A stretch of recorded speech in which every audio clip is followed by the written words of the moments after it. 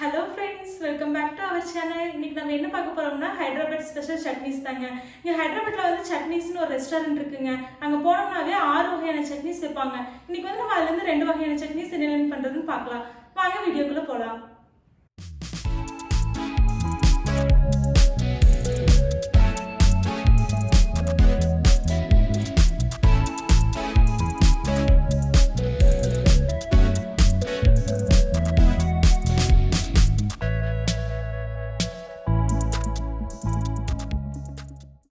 பார்க்க போகிறது வந்து தேங்காய் சட்னிங்க.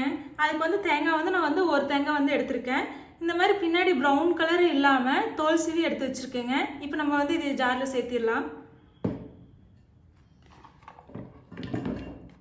அடுத்து வந்து இந்த மாதிரி 1 டேபிள் ஸ்பூன் முந்திரி ஆட் பண்ணிக்கலாம். 1 டேபிள் ஸ்பூன் சுகர் ஆட் பண்ணிக்கலாம். அவ்வளோதாங்க. இப்போ நம்ம வந்து தண்ணி ஊற்றி அரைச்சிட்டு வந்துடலாம். அவ்வளோதாங்க, குயிக்காக நம்ம தேங்காய் சட்னி அரைச்சாச்சு. அடுத்து வந்து நம்ம இஞ்சி சட்னி எப்படி பண்ணுறதுன்னு பார்க்கலாம். அடுத்து நம்ம என்ன சட்னி பார்க்க போறோம்னா காரசாரமான இஞ்சி சட்னி தாங்க. அது எப்படி பண்றது என்னன்னு பார்க்கலாம். இப்போ கடாய் நல்லா சூடாயிருச்சு. 2 டேபிள் ஸ்பூன் ஆயில் ஆட் பண்ணிக்கலாம்.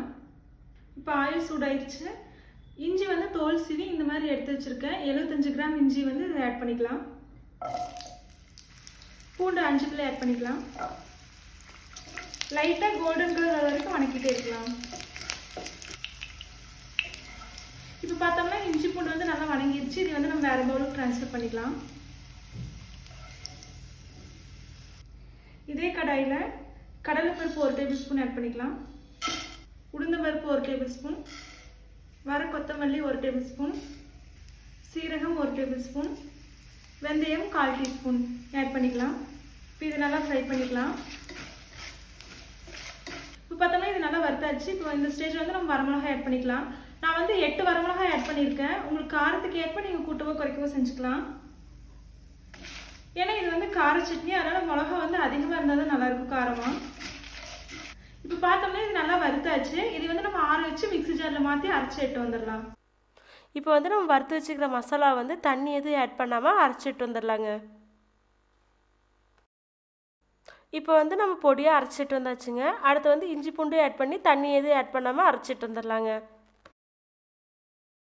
இப்போ வந்து நம்ம இஞ்சி பூண்டு சேர்த்து அரைச்சி எடுத்தாச்சு. அடுத்து வந்து புளி வந்து நல்லா ஊற வச்சு இந்த மாதிரி கரைச்சி எடுத்து வச்சுருக்க திக் பேஸ்ட்டாக 3 டேபிள் ஸ்பூன் நம்ம ஆட் பண்ணிக்கலாம். இது வெல்லம் வந்து 1/4 டேபிள் ஸ்பூன் ஆட் பண்ணிக்கலாம். அடுத்து தேவையான அளவு உப்பு. இப்போ இது நம்ம அரைச்சி எடுத்து வந்துடலாம். 100 ml தண்ணி ஆட் பண்ணிக்கலாம். இப்போ அரைச்சி எடுத்து வந்துடலாம். அவ்வளோதாங்க, நம்மளோட இஞ்சி சட்னியும் குயிக்காக ரெடி ஆயிடுச்சு. இந்த வீடியோ உங்களுக்கு பிடிச்சிருக்குன்னு நினைக்கிறேன். லைக் பண்ணுங்கள், ஃப்ரெண்ட்ஸ் அண்ட் ஃபேமிலிஸ்க்கு ஷேர் பண்ணுங்கள். மறக்காமல் நம்ம சேனலை சப்ஸ்கிரைப் பண்ணிடுங்க. பக்கத்தில் இருக்கிற பெல் ஐக்கானே கிளிக் பண்ணிடுங்க. தேங்க்யூ.